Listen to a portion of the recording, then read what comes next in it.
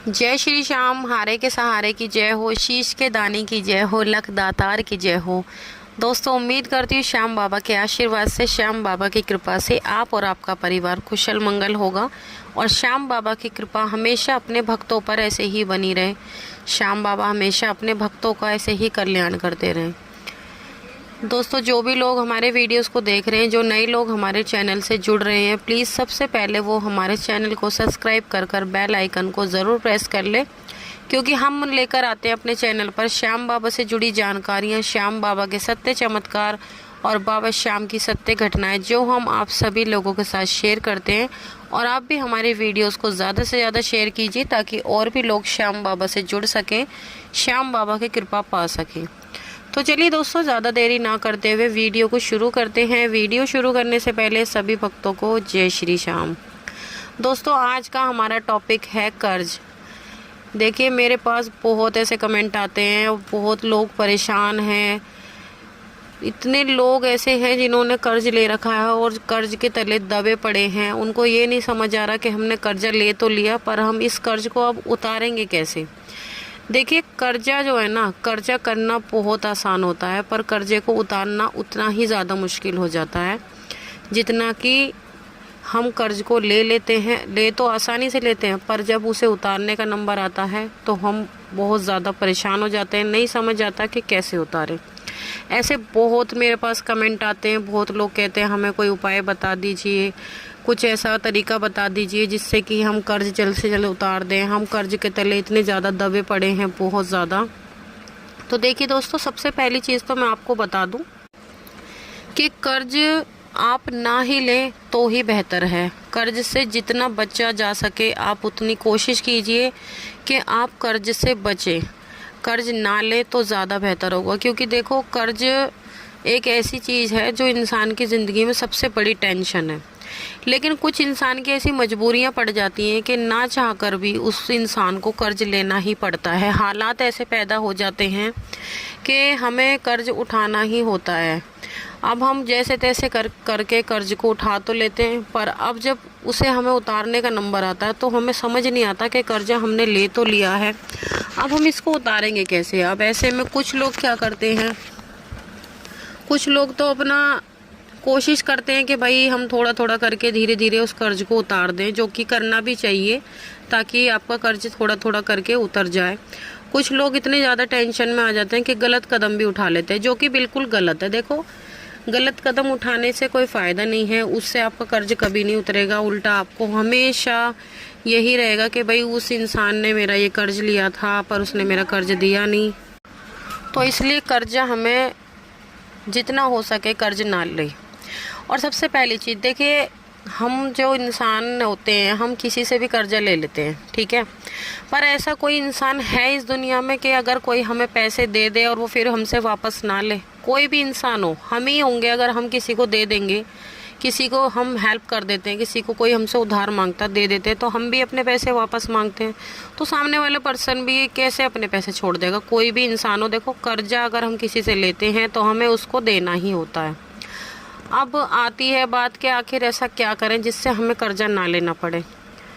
तो सबसे पहली चीज़ तो मैं आपको बता दूं, जितना हो सके अपने खर्चे इतने रखिए जितना कि आपकी मतलब आप जितना कमाते हैं, आपकी कैपेसिटी है, आपको लगता है कि भाई हमारा इतना हमारा बजट है, हम उतना कमाते हैं, तो आप इतने में ही खर्चा चलाने की कोशिश कीजिए। आप इतने में ही अपना पूरा अपना जो भी आपका खर्चा है उसको कर सके, कम से कम, ठीक है। देखिए, क्योंकि शौक हर इंसान के होते हैं, हर इंसान चाहता है हमारा हर सपना पूरा हो, पर उस चीज़ के लिए पैसे की ज़रूरत होती है।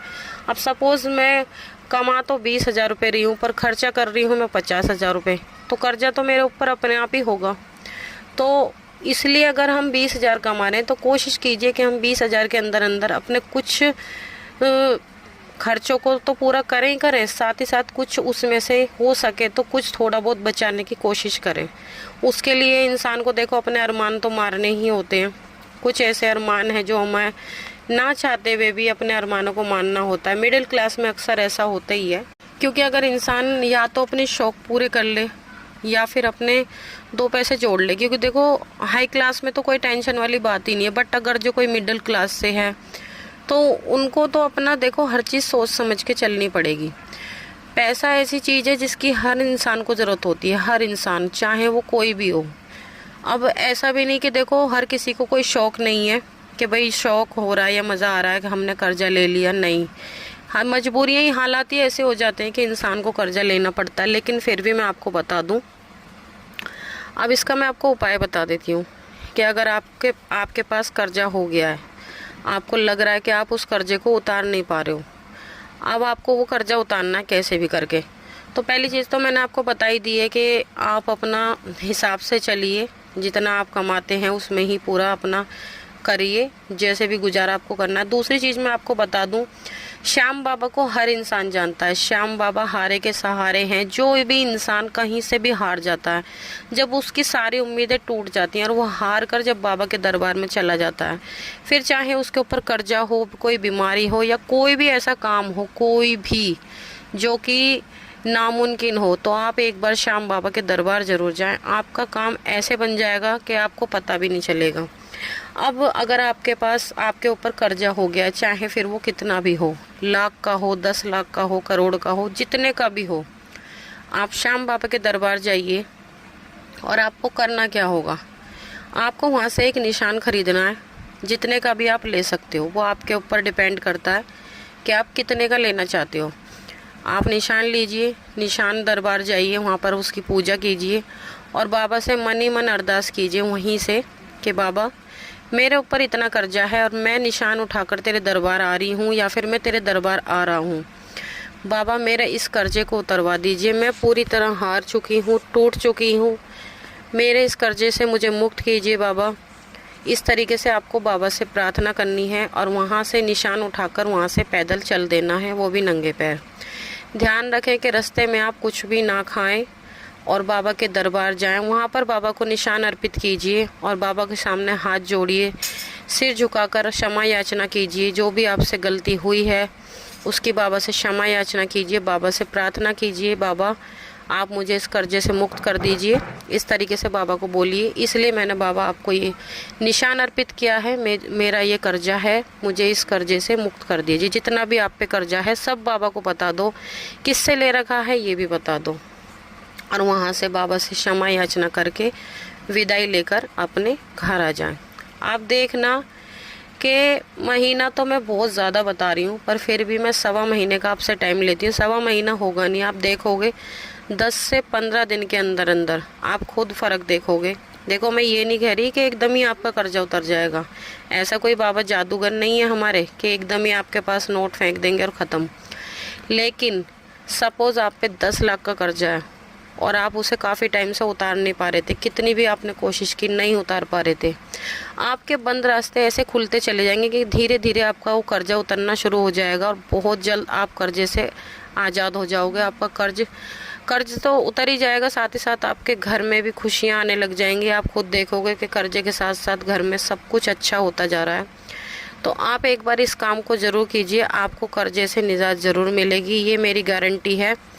आप बाबा श्याम के इस एक बार, ये उपाय भी नहीं है और उपाय भी है, जैसा आप समझो, आप एक बार निशान उठाइए, बाबा को बताइए अपनी सारी बात और बाबा से कहिए, आपका कर्जा ऐसे छूमंतर हो जाएगा जैसे मानो क्या ही हो गया हो। आप खुद यकीन नहीं करोगे कि बाबा ने ऐसा कैसे कर दिया।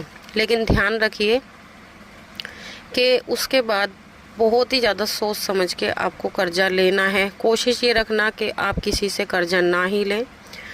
तो आज की ये जानकारी यहीं पर समाप्त होती है। आपको कैसी लगी ज़रूर बताना। अगर आपका कोई सवाल हो तो वो भी कमेंट बॉक्स में ज़रूर पूछना, और साथ ही साथ कमेंट बॉक्स में जय श्री श्याम लिखना बिल्कुल ना भूलें। तो चलिए कल मिलते हैं एक और नई वीडियो के साथ। जब तक के लिए सभी भक्तों को जय श्री श्याम।